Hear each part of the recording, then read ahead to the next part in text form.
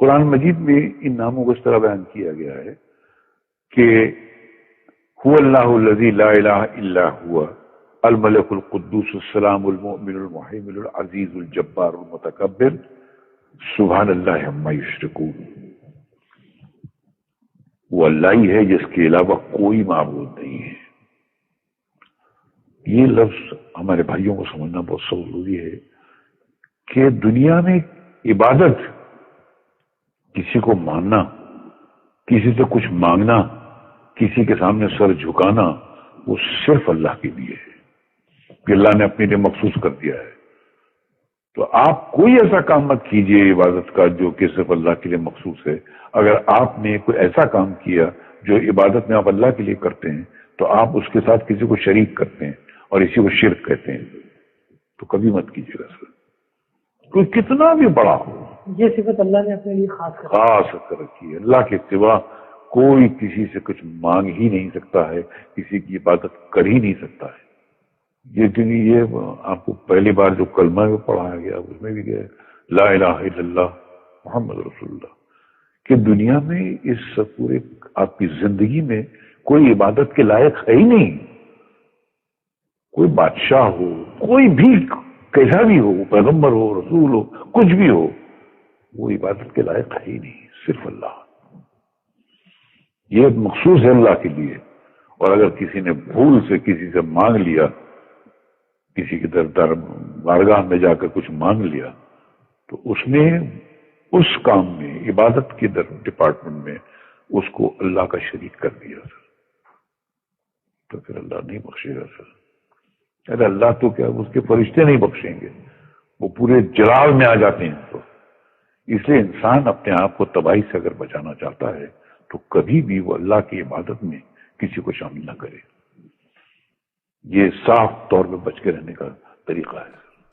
یار اللہ تعالیٰ بے نیاز ہے، اس کو کوئی پرواہ نہیں. پوری زندگی کوئی اس لیول کی زندگی گزارتا ہے، آخری وقت میں اللہ تعالیٰ ایمان کی دولت دے دیتا ہے. اور بعض اوقات بندے پوری زندگی لوگوں کو دھوکہ دیتے ہوئے دین کی زندگی گزارتے ہیں اور مارے جاتے ہیں، حالانکہ وہ دیندار نہیں ہوتے، وہ دنیا دار لوگ ہوتے ہیں. ایک آسٹریلین نیو مسلم بتاتا ہے کہ میں، بڑی لمبی سٹوری ہے اس کی، وہ کہتا ہے میری زندگی میں 2-3 ایسے واقعات اوپر تلے ہوئے جس سے مجھے یقین ہوا کہ زندگی موت کا مالک اللہ ہے. وہ کرسچن تھا تو بعد میں مسلمان ہوا. وہ کہتا ہے جی ایک میری زندگی میں واقعہ یہ ہوا کہ میں ڈرائیونگ کر رہا تھا، فل سپیڈ پہ جا رہا تھا، ٹین ایج، اور کہتا ہے سامنے سے ایک ٹرک آ رہا ہے اچانک. تو کہتا ہے میں نے آنکھیں بند کر کہ بس اب تو آخری وقت ہے. کہتا ہے ٹرک گزر گیا، مجھے کچھ بھی نہیں ہوا. کہتا ہے مجھے نہیں پتا یہ کیسے ہوا، نہ میں نے سٹیئرنگ موڑا نہ کچھ ہوا. کہتا ہے بہرحال اس ایک لمحے کے اندر کہتا ہے مجھے اپنی زندگی کی کئی ایک چیزیں آخری وقت جب بندے کو آتا ہے نا تو کہتا ہے مجھے اپنی زندگی کے کئی واقعات ریمائنڈ ہونے شروع ہو گئے کہ اب تو میری موت آ گئی ہے، میں نے تو یہ برائی بھی کی ہوئی ہے، یہ برائی بھی کی ہوئی ہے، یہ برائی بھی کی ہوئی ہے. اچھا کہتا ہے میں پریشان ہوا. پھر کہتا ہے کچھ دنوں بعد میں ایک ATM مشین کے اوپر پیسے نکالنے کے لیے گیا تو وہاں پہ کوئی بندہ اندر گھسا ہوا تھا. اس نے یہاں پہ ریوالور رکھی اور مجھ سے پیسے مانگے. تو کہتے میں نے اس کو پیسے نہیں دیے تو اس نے وہ پسٹل چلائی. کہتا ہے اس نے چلائی تو گولی نکلی، دوسری تیسری چوتھی پانچویں، اس گولی نکلی نہیں.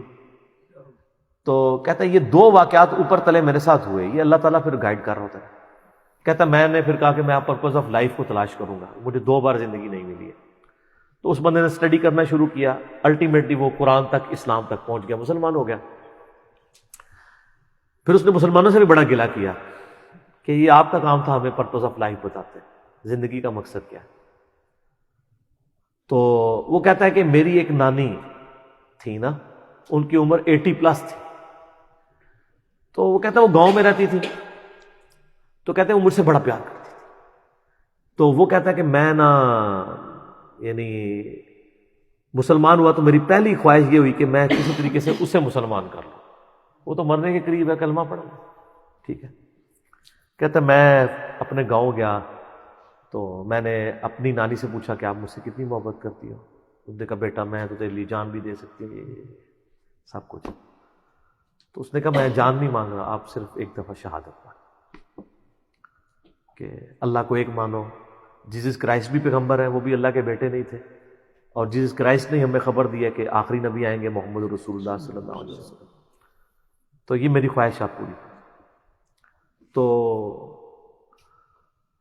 वो नानी कहती है कि मैं मजबूर हूँ, तेरे साथ मुझे प्यार ही इतना है, चल तू कहता है तो मैं कलमा पढ़ के मुसलमान हो जाती हूँ। हाय हाय, एक हफ्ते बाद वो फौत हो गई।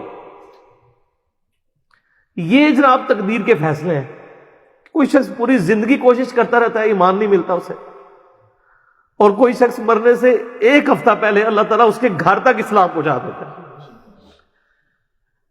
दोनों जिंदगी में उसने याशी की, यहां भी अपनी मर्जी की जिंदगी गुजारी और आखिरत भी अपनी मर्जी की गुजारेगी।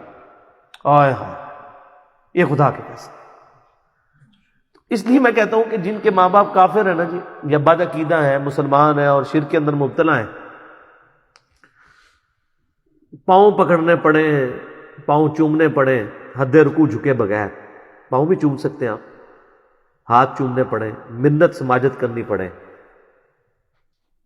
जैसा कि हम, ये शख्स कोई आम इंसान भी नहीं दे सकता कि उसके सामने एक बिल्ली भी आग में जल रही हो, उसको बचाने की कोशिश करे। तो अपने माँ बाप को, घर वालों को आग से बचाने की कोशिश करें। और मैं उस न्यू मुस्लिम से कहूँगा कि वो अपने माँ बाप के पाँव पढ़ के किसी तरीके से उन तक बात पहुँचाने की कोशिश करें, कुरान पाक पढ़ के सामने रखें, कॉमन टर्म्स के ऊपर बात करना शुरू करें, उनको बताएं पर्पस ऑफ लाइफ क्या है। दुनिया में इंसान इसलिए नहीं आया कि वो पैदा हो और वो खा पी के और बच्चे पैदा करके मर जाए, वो तो जानवर भी करते हैं। इंसान को अल्लाह ने एक सीरियस क्रिएशन बनाया और अल्लाह ताला के सामने इंसान ने जवाबदेह होना है।